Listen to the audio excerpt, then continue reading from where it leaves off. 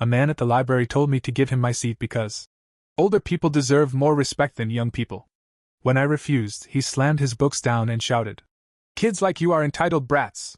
As the librarian removed him, I smiled and said, "Guess you'll have to find respect somewhere else." This happened a few months ago at the New York Public Library. I was there to get some work done, just minding my own business at one of the long wooden tables on the third floor. The library wasn't packed, but it had a steady stream of people, some reading, some typing, some just sitting quietly. It was peaceful. At least for a while. I had been there for maybe an hour, focused on my laptop, when I felt someone standing near me. You know that feeling when someone is just too close? I looked up, and there he was. An older man, maybe late 60s, gray hair combed back, deep lines on his face, wearing an outdated tweed jacket. He had this look about him, like he expected the world to stop for him. I glanced at him for half a second, then looked back at my screen, thinking maybe he was just looking for a spot. "Nope. You need to move," he said. I blinked. "What?" "This is my seat," he said, like it was the most obvious thing in the world. I looked around. There were at least 3 other empty chairs at the table. "I don't think so," I said. He let out this sharp breath, like he couldn't believe he even had to explain. "I always sit here," he said. "You're young. You can move." Now, I'm all for respecting my elders, but this wasn't a priority seating situation. We weren't on a bus. There were open seats everywhere. He just wanted mine. "There are other seats," I said, motioning to them. His jaw tightened. "That's not the point. When an elder tells you to give up your seat, you do it. It's called respect." I just stared at him. "I was here first." And that's when he lost it. With a loud bang, he slammed his stack of books down on the table. People nearby jumped. A few heads turned. "You entitled little." He cut himself off, shaking his head like he was trying to stop himself from saying something worse. Then louder. "Kids like you are the problem with the world. No respect. No manners. Brats." At this point, everyone around us was staring. Some people pretended to read, but they weren't fooling anyone. Even the librarian at the front desk looked up. I kept my voice calm. "Sir, I don't have to give up my seat just because you say so." "Oh, of course not," he snapped. "Because you're selfish. You think the world revolves around you." I just stared at him, debating whether it was even worth arguing. He was getting himself so worked up I half expected him to start foaming at the mouth. And then, right on cue, the librarian appeared. She was in her 50s, sharp-eyed, with a kind but no-nonsense demeanor. "Sir, is there a problem here?" she asked. Before I could speak, the man turned to her, throwing his hands in the air. "Yes. The problem is this child who has no respect for his elders." The librarian just blinked at him. "Sir, we don't have assigned seating." "I know that, but young people should move when an older person asks." The librarian's expression didn't change. "Sir, I'm going to have to ask you to lower your voice." He was fuming. His hands clenched into fists. He turned back to me, eyes blazing. "You think you can do whatever you want, huh?" And finally, I smiled. "Guess you'll have to find respect somewhere else." His face turned red. For a second, I thought he was going to throw something. But then the librarian took a step forward. "Sir," she said, her voice sharp now. "Leave. You're kicking me out?" His voice echoed in the library. A few people snickered. "Yes. You're disturbing other patrons." He opened his mouth, then shut it. His eyes darted around, taking in all the people watching him. His face twisted in anger, but he knew he had lost. He grabbed his books and stormed out, muttering the entire way. The second he was gone, the tension in the air lifted. The woman across from me caught my eye and gave me an approving nod. A guy a few seats down whispered, "Good for you." I nodded back and turned to my laptop, but my mind was still racing. Because here's the thing, I had seen this guy before. I'd seen him walk around the library, scanning the tables, targeting younger people, doing this same routine. I'd never paid much attention, but now that it had happened to me, I realized this wasn't a one-time thing. And I wasn't going to let him keep getting away with it. The old man was gone, but I couldn't shake the feeling that this wasn't over. Something about him stuck with me, the way he acted like he owned the place, the way he got so angry when he didn't get what he wanted. I had seen people like him before. They didn't just give up. I wasn't wrong. A few days later, I was back at the library, same table, same seat.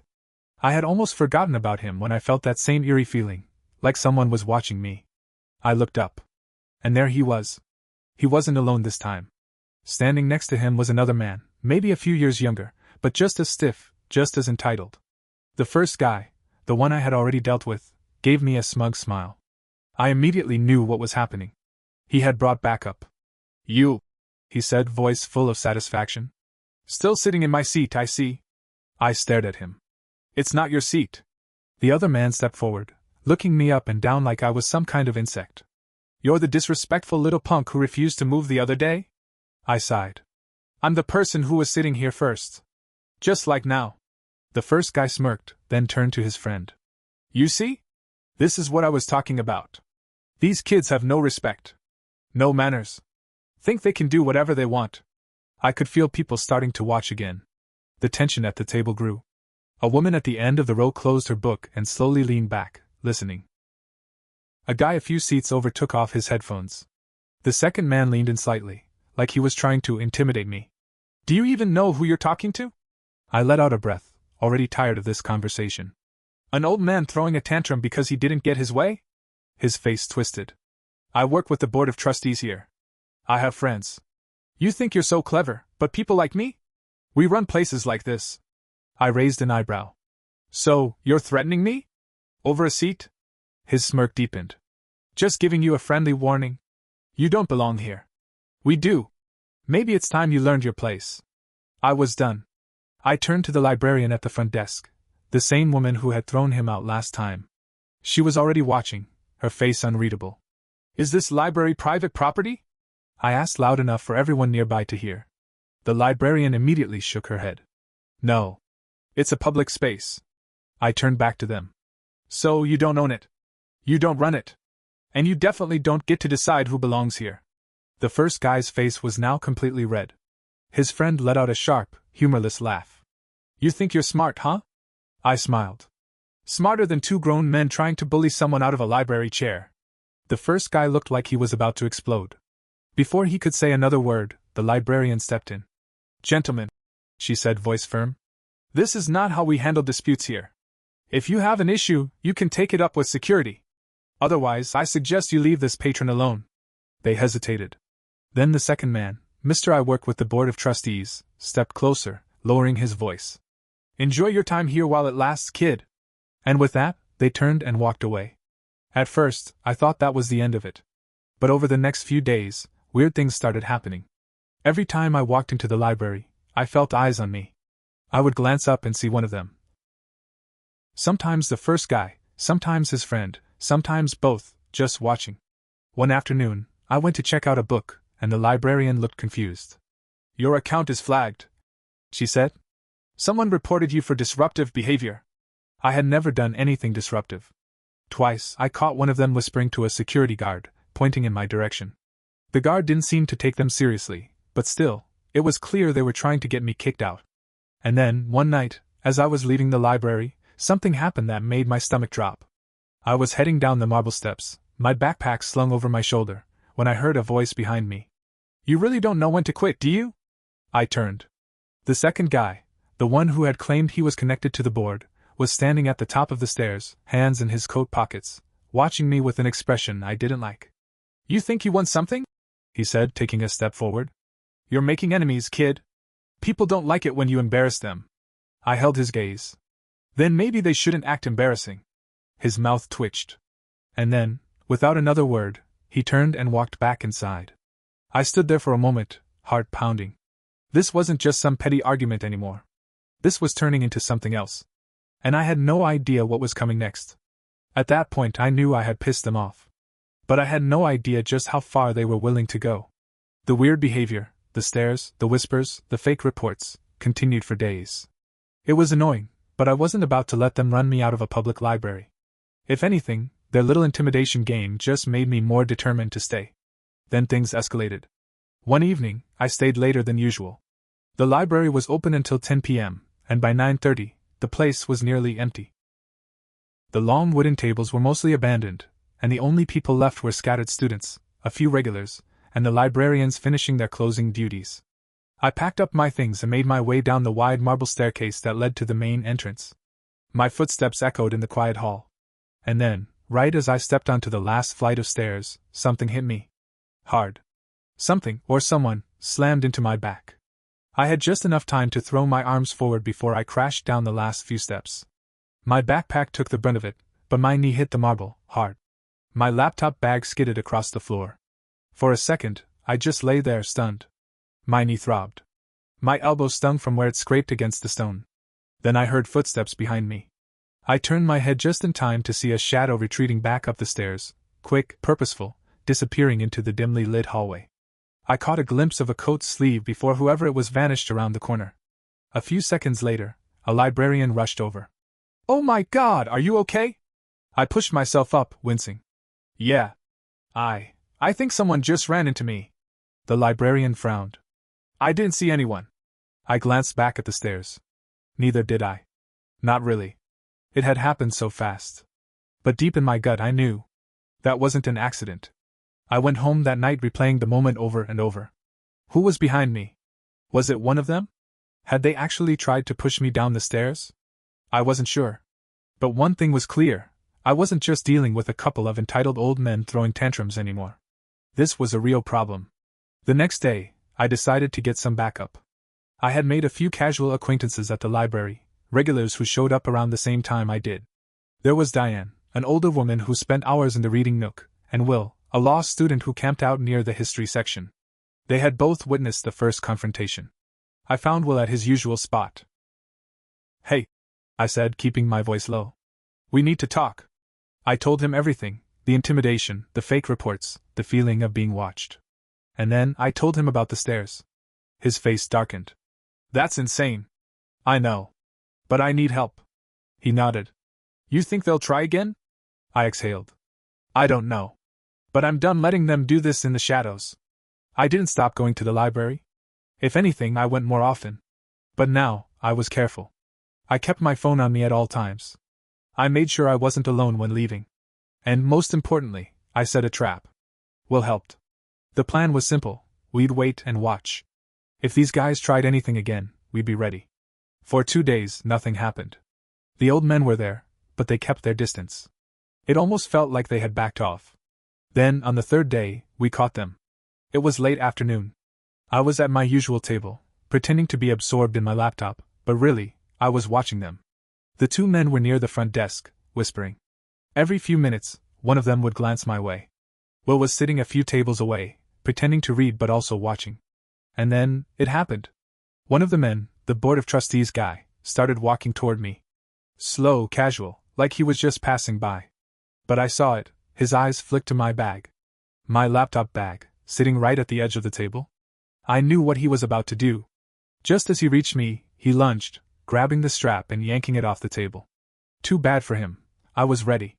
The second he pulled, I grabbed hold tight and yanked back. He wasn't expecting resistance. He stumbled slightly, and that's when Will, who had been waiting for this exact moment, snapped a picture. The guy froze. Then I said loud enough for the entire room to hear. "Did you seriously just try to steal my bag?" Heads turned. The entire library went dead silent. The guy's face turned white.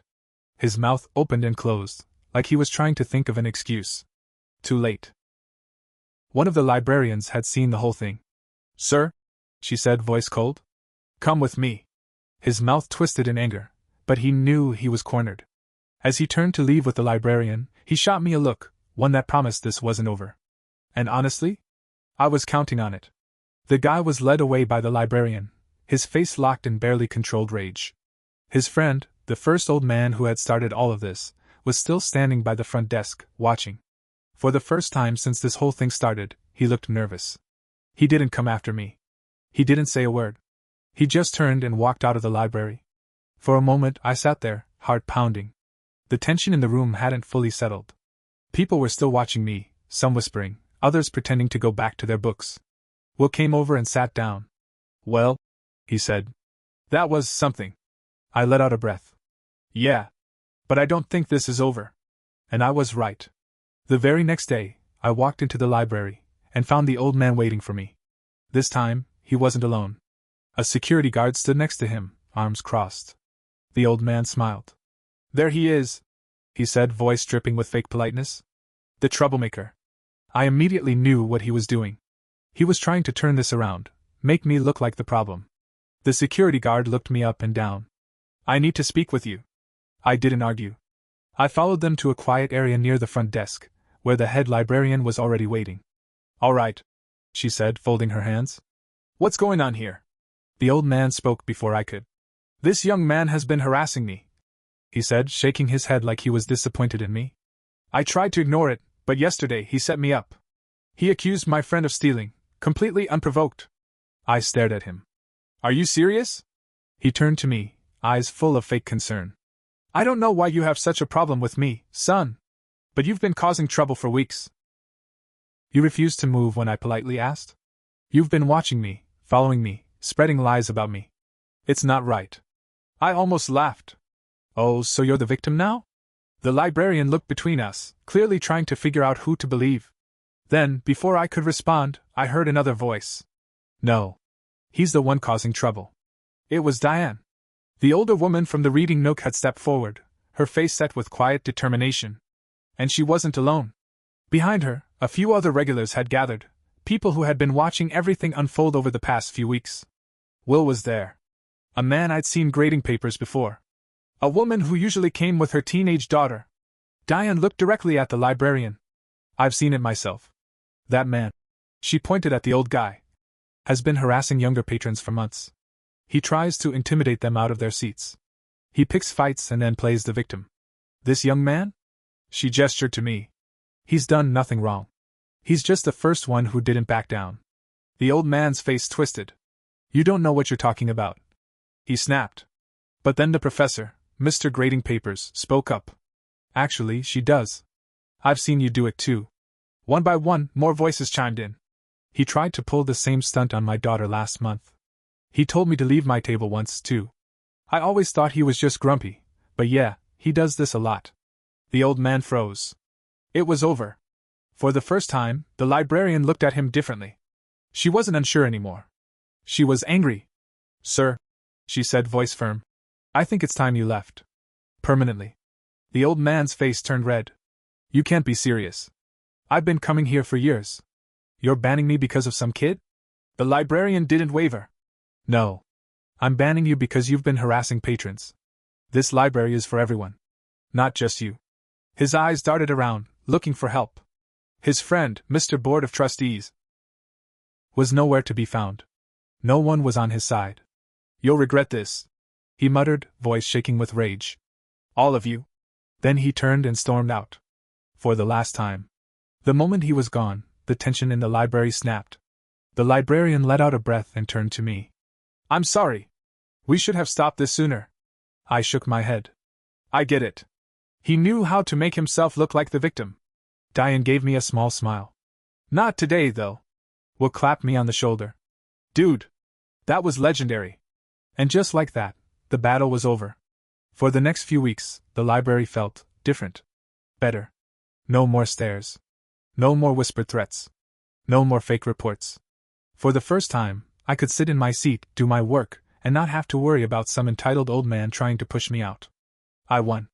But more importantly, I wasn't the only one. Because now, thanks to that final confrontation, everyone knew the truth. And he would never be able to pull this stunt again.